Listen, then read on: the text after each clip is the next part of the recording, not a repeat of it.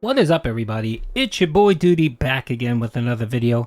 And oh my lord, your boy Duty is no longer downstairs literally crying. He's upstairs with his prayer hands emojis, and shouting, Hosanna, Hosanna. Thank you, Lord Jesus. I'm back. And I'm glad to be back. I miss you guys. We had an awesome live stream the other day. It was fire. Just want to say thank you again for everyone that came out, supported, the kind words that I've heard throughout the month. I truly appreciate you guys, and I'm really happy to be back. So let's get into the video.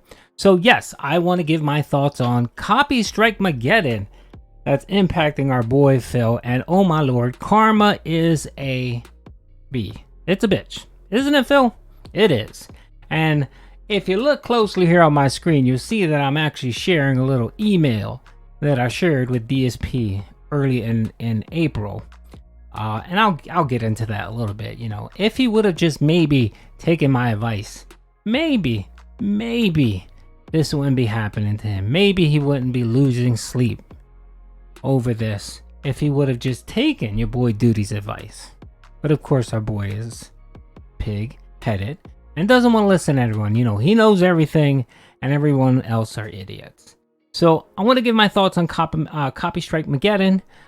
Phil stressing out, him deleting all of these videos of the podcast, which amounted to close to 400,000 views, which is big. And I want to give my thoughts on whether I believe these are real copy strikes or, like Phil likes to claim, a troll is hitting them. So let's get into this video. Of course, I'm going to be bouncing back and forth and giving my thoughts. So let's do this. Today, obviously, weird. Coming back from my day off with the situation with everything that's been going on with false copyright strikes. If you want the full story on everything that's been going on, watch today's Level 1 podcast. If you're wondering where are all the other podcasts, because people, you know, are wondering if Phil's been making these since, you know, Level 1 podcast started in the middle of last year. Why'd they all disappear? I had to delete them all because of false copyright strikes. If you need the full explanation, the show from today was one of the longest podcasts I've ever done. Over an hour of discussion exclusively about what happened and what I'm doing moving forward. In a nutshell, all right, I'm going to keep making content regularly as much as I can here on DSP Gaming. Alrighty, so you heard it. He deleted a bunch of videos, and we did a review and analysis. We actually went out, a bunch of us did. We looked at Pick Go. We validated that they weren't private, they were deleted. And then our boy, Gamerface Gaming, you guys know I use him because he likes to, he's on Twitter. Big ups to Gameface Gaming. You know, if you're on Twitter, give him a shout out or give him a sub. He reported out that I think socialblade.org, which is a little bit behind. It takes him a little bit to catch up. He is down 342,000 views, which is huge. I'm expecting that's going to grow. That might get to 400,000 to 500,000. And that's big. And it's not just that he just deleted his videos and, you know, these videos and that and those analytics, they make your channel. They make your channel grow. They make your channel get recommended. They help you get into the algorithm. He's a dead channel now. This is going to make him even more dead. So instead of being 6 feet under, he's going to be like 12 feet under, and it's going to take forever for him to dig out of this. You guys know he always complains about that time that Machinima told him to delete all these videos, and he did. And what happened? It essentially killed his channel. It killed his channel, and that's partly the reason why he ended up moving to Twitch and all that stuff. But you guys have heard the story. So that was just dumb. It's flat out just dumb. To me, it just tells me that he's more concerned with, it's not, he doesn't care about growing the channel. He cares about memberships, and he cares about his revenue that he gets from his live stream. That's it. The problem, Phil, is that you just can't have that mindset. YouTube isn't Twitch. Twitch, you can just stream whenever you want. You're really relying on memberships or subs, they call it there, and bits. That's what you're relying on. So you're relying on your core people to come out and gifted subs. That's what you're relying on. YouTube, you have to pump out content. You have to pump out content, on-demand content. I'll give you one example. Wings of Redemption, when he was getting hit with strikes, and anytime he was streaming, he was getting taken off. He went ahead and deleted his whole catalog of videos. His whole catalog. He figured, okay, whatever. I don't care about growing my channel. I just want to be able to live stream and make that money, make those tips and those super chats, and that's what he does. The problem is that YouTube uses those analytics from those videos to pump your content out. They do. A lot of people don't believe it, but yeah, they do. And when you go ahead and just delete your entire history, man, that's terrible. Now Phil didn't do that, but he still deleted a good amount of newer content. That's the other thing too, is that old stuff that he has from 13, 15, nobody cares about that. That's not gonna bump up his algorithm or anything like that. I mean, it helps a little bit. But what they look at is they look at most viewed video. They look at current videos. Mostly that's what they look at. You know, they have a specific time frame. And I'll be honest, those podcast videos he gets a good amount of views from them. I think he averages, I think someone posted that he averages about 2 to 2,500 views per podcast. And that's way more than he gets average for his other videos, which are junk. So, you know, they're basing, the analytics are being based on your higher views and stuff like that. So if you're just going to go ahead and delete that stuff, it's not good for you. It is not good for you. So yeah. So like I said, if Phil would have taken my advice here that you see in this email, I think he would have saved himself a lot of drama. But we'll get into that in a minute. I'm working to get false copyright strikes cleared up. They're already been counter notified, and I have to wait essentially like two weeks for those to go through and to clear up. It sucks that I have to wait, but that's how their process works. And as long as nothing else happens in those 2 weeks, I'm good. However, there's potential something else could happen. Someone else could file more false strikes against me, which I seem to be defenseless against, and that could screw the channel up and get it suspended. In which case, I gotta wait for these stupid counter notifications to go through, because that's YouTube's process. So essentially, I'm doing everything I can within my legal right. I haven't done anything wrong to begin with, and I hope for the best. I hope that we can continue to make content here every day. I don't want to lose out on not being able to make content on this channel. You know, screwing me over. You know, this is my business. 15 years of my life making content, 13 years on this channel. All those residuals from ad revenue and everything that allow me to make a living doing this. It really sucked if they would all go away overnight because of criminal activity against me. So, full story on the podcast. Go check it out. Okay, he kind of just talks about that, and then he goes on his daily gameplay, which I don't care about. Anyway. So yeah, so of course for Phil, it's always about the bottom line. It's always about the money. So he took the necessary step. He essentially cut the baby's leg off to save the baby. That's essentially what he did here. And he could have done it so many other ways. I would have personally I would have said, don't delete, just private them. And just take your chances. Because even if you get that third strike, what's the worst case that's going to happen? You'll counter them. And then you got to wait 2 weeks, which is a pain, but that's what everyone has to do. That's what you have to do. Now, I think you would have avoided a lot of this if you would have taken my advice. Like, okay, so let's make the assumption that these are false strikes. A troll, somebody is filing false strikes. If you would have taken my advice here, you know, in the email, I think you would have saved yourself a lot of headache. You would have set up something with YouTube, letting them know, hey, someone is filing false strikes against me. There are people imitating me. There are other channels that are being impacted, and so on and so on. And YouTube partnership would have taken that seriously. They would have probably asked for more information. They would have dug into the copy strikes that would have come in. They would have seen, okay, does this person really own this content? You know, and then hopefully it would have given a reprieve for the detractors like myself and so on. But no, Phil didn't do that. Phil decided he didn't want to take my advice and just do whatever the hell he wants to do. So I want to quickly show you another video here. My trolls are very upset because something is happening on YouTube that I have nothing to do with. False strikes are being issued against my trolls for my content, and I'm not doing it. I don't want anyone doing it. I've outright stated publicly, do not issue copyright strikes against my trolls or detractors. I don't want that. I don't want anyone abusing YouTube's system. You may think you're a white knight or whatever. You're not. I'm not asking you to do that, and I don't wish it, and I want people to stop because it's riling people up in the wrong way. If I've never done it in my entire 15 years on YouTube, if I didn't actively seek out these legal means to stop these people who basically defame me every day, why should someone else do it? I should be the one. If I want that, I'll do it myself, and I'll seek legal help to do it. I'm not just going to start abusing YouTube's copyright system. It's absolutely ridiculous. So, I don't want this happening, but someone is doing this. Someone is mass impersonating me and taking down detractor channels, right? And because this is happening, the detractors are upset with me. And I've told them outright, I'm not doing it. I've contacted YouTube. I've publicly posted up my conversations with YouTube about this. And YouTube will not help, okay? They don't care.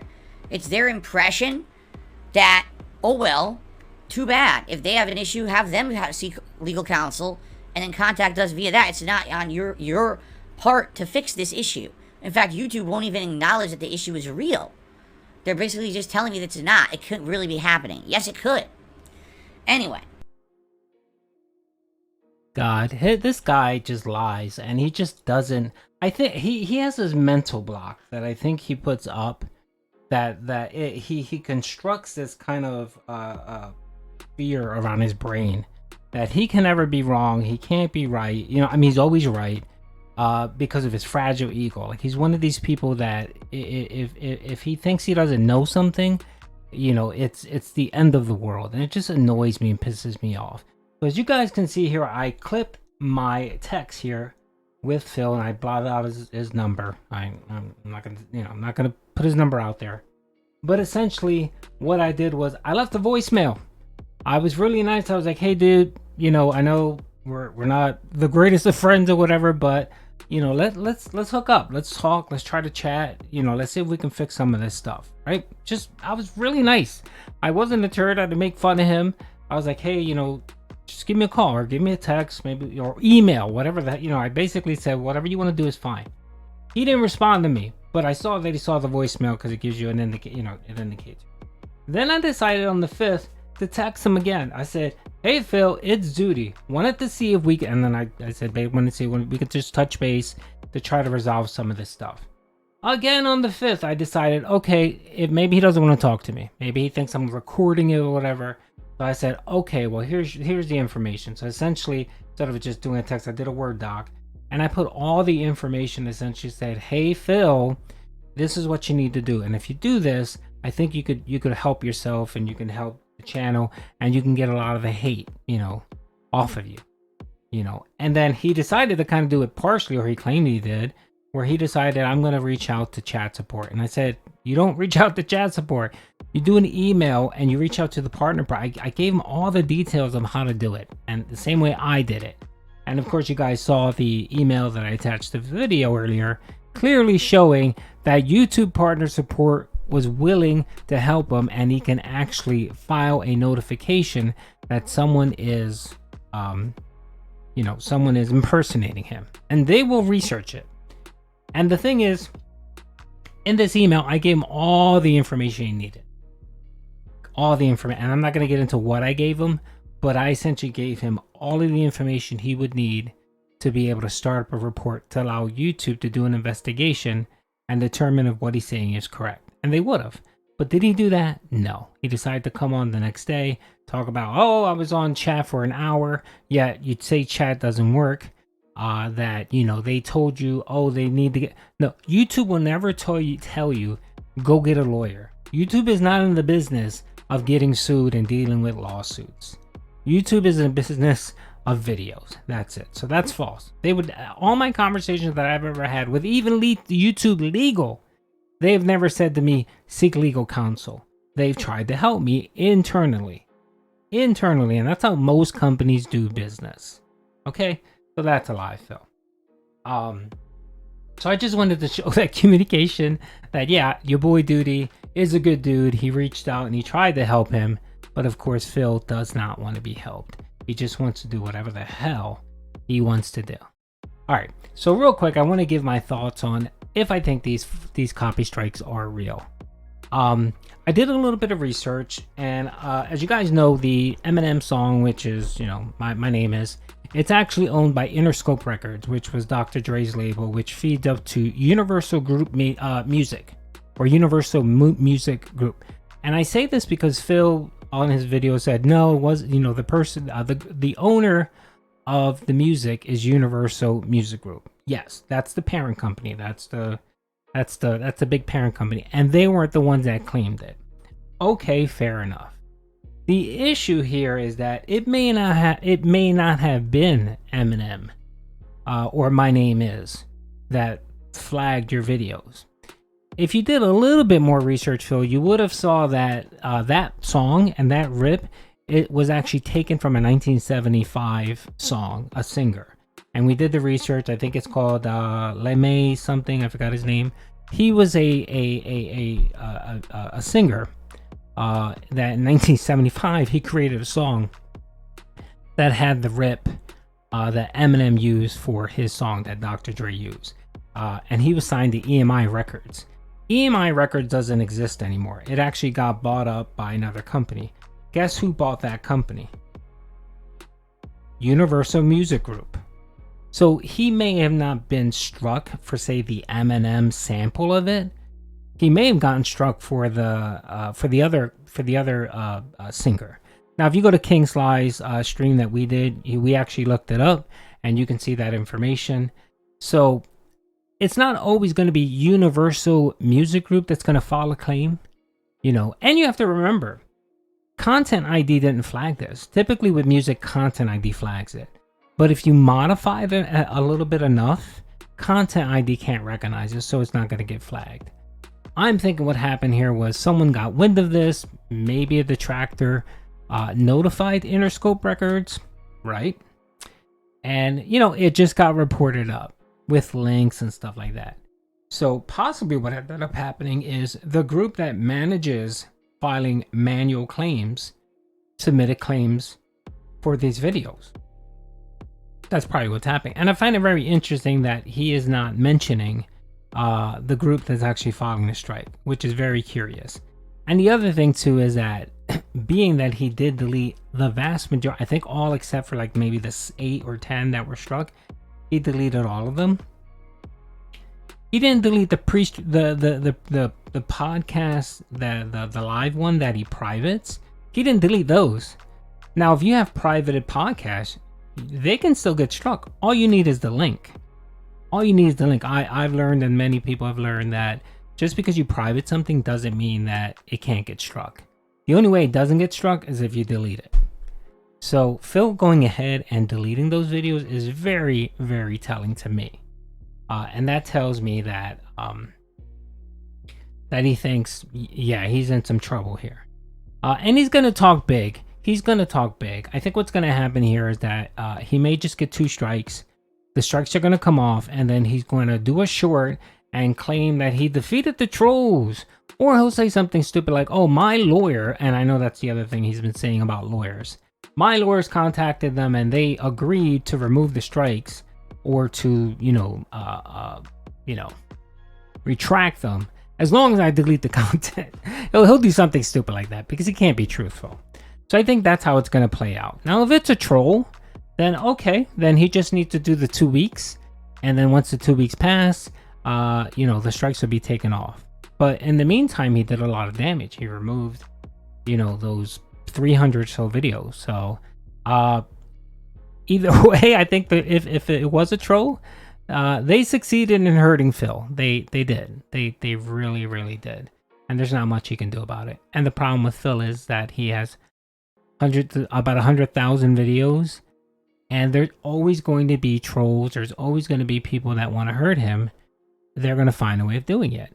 And I honestly think that if the mass amount of content creators that weren't hit in the last couple months and lost their channels, I don't know if this would have happened. You know what I mean? And I gave him some of that advice back in April, and he just refused to hear it. The interesting thing is that he did read my messages, so I know he read them. But he didn't send me any information. He didn't say okay, thanks, or whatever. He didn't respond at all. And that's Phil's MO, But whatever. I'm a detractor, you guys know that. But your boy Duty's a good dude, and he helps whenever he can. So I figured it wasn't more trying to help him. It was me more trying to help the other channels, the detractor channels, and trying to avoid getting hit again and stuff, and more channels getting lost. That's what I was trying to do. And that's the reason why I reached out to Phil and said, hey, Phil, this is what you need to do to kind of solve some of these issues and, alleviate some of that heartburn where you're getting slammed from hundreds of thousands of people about, the stuff that you're doing, that you're getting blamed for these strikes. And the other interesting thing in this little video, he claims he's never falsely struck anyone. Yeah, that's a lie. That's a lie. And we know that from him sharing a screen where he falsely struck Super Craze, his video. He also struck Raw DSP and a couple other content creator out there. I know he definitely did AJ's. He did the This Is How You Don't Play. He definitely did that. But he has a history of using the copyright system to hurt detractors. He does. And he lies when he says, I've never done it. I've never done it. Which is a flat out lie. You can't say you never did it. You can say that I've done it at times for people that I believe misused my content or were slanderous or whatever. You can say that and people will say, all right, well, at least you're being honest that you did it.